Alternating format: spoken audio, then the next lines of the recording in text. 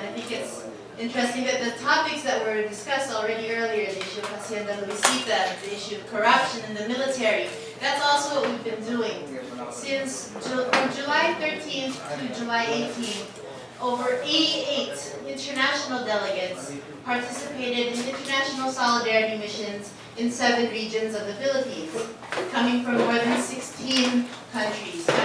And when I closed my eyes listening to the reports of the other trips that went to the Central Luzon, the Ilocos Cordillera region, to Southern Tagalog, right here in the National Capital Region, in northeastern Mindanao, Caraga, and Soxargen, and then Southern Mindanao region, if you close your eyes and you listen to the stories, you would think it's the same thing happening all across the country.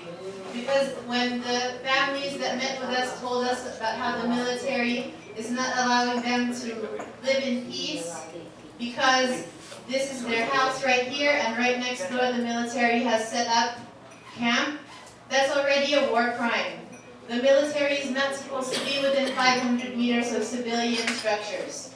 The military should not be occupying schools or barangay halls. And these are the kinds of human rights violations that make this an issue for the international community. We have seen it with our own eyes. This should not be a secret, and this should not be happening. So the international community, because of our different international solidarity missions and our findings, we stand and echo the cries for peace of the people of the Philippines. We know that this is not only going on in the Philippines. Our sister here is from El Salvador. They also have a common history. And our sister from the United States, who will speak with you in a few minutes. And we're so glad that she made it here to the Philippines too, because there's so much that we can do together for peace and justice if we come together. And especially us from the United States, we know that the United States military aid is coming to this country. And we know and we have seen it with our own eyes that human rights are being violated. And the Philippine military, in addition to the concerns of corruption, should also be concerned about how do we uphold human rights. And we will join the Filipino people on Monday. People from the international community will march side by side with the people here for the protest of the State of the Nation address. Where are these high-ranking military officers who are responsible for these human rights violations? But let's not stop at the military. This impunity is because the government allows for such things to happen. And President Aquino needs to answer for these human rights violations. This is not a straight, if this were a straight path, why would we be hearing stories of human rights violations today? There's a lot of work to do. But we also know that the work for human rights in the Philippines means we in the United States also have a lot of work to do. Because we know that it is United States foreign policy that is allowing for these human rights violations to happen. You put your money where your mouth is. Millions of dollars are coming from the United States to the Philippines for military aid. What does that mean? Training people in counterinsurgency. This Oplan Bayanihan, that's not original to the Philippines. That is the United States counterinsurgency. It's very disappointing and heartbreaking. The fact that if you look at the victims, Father Fausto Pops Tentorio, and then Willem Geertman, these are two people who are not even Filipino, but they are now martyrs. When you have now members of the international community being killed underneath Oplan Bayanihan, that should be an alarm for the international community. And the colleagues and the families that Father Pops Tentorio helped, and the families and the communities that Geertman were helping, they are still under attack. So the fact that this Oplan Bayanihan does not discriminate, that you can be a person from the religious community, you can be a trade union leader, you can be, and as long as you are taking the side of human rights, you can become a victim of human rights violations. That is not something that we can tolerate.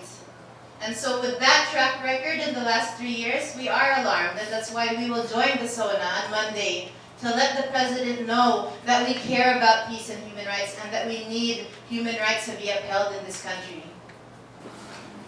What concerns me with what you just said is the fact that this government, as far as I understand it, has walked away from peace talks. They have renounced agreements that were made as far back as 1998. They have renounced, saying that they will be bound by agreements that prior governments were made with them. And when they officially said, we're going to have peace talks, and then they said no, and had all kinds of preconditions, the situation isn't getting any better. If you want peace, you have to fight for justice, and part of that is sitting down with people who you are in opposition with and having discussions about why it is there is this kind of disagreement.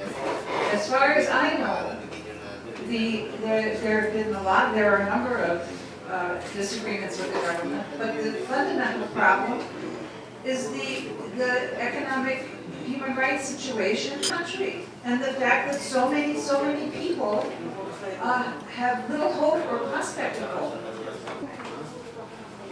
And we should, and if there's going to be a message to this government, the international community wants them to sit down and negotiate peace and not walk away from agreements they made and have been made over the last 18 years or so.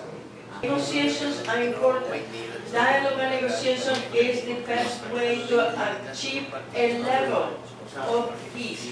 But the clear peace comes with justice. We don't have to even fight for justice.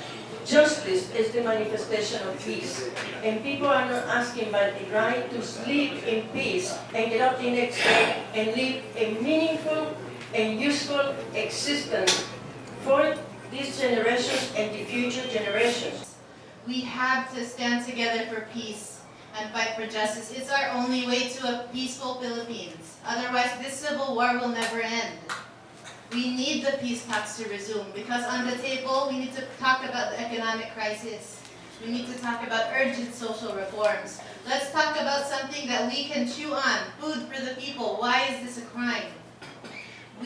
For us, it's very easy in this country. I was reflecting on the history of the United States and the McCarthyism and the labeling of you being a rebel. But that's not a reason to kill people, to torture people, to disappear people when everyday people are organizing themselves so that their family can have something to eat, so that they can have a school. These are the most basic human needs. We're not asking for everyone to become billionaires. People just want to have a future. So we hope that our message gets to the international community, to our kababayan from Luzon all the way down to Mindanao, that people from around the world care and stand in solidarity and unity with your dreams for peace and justice in this country. Okay, thank you.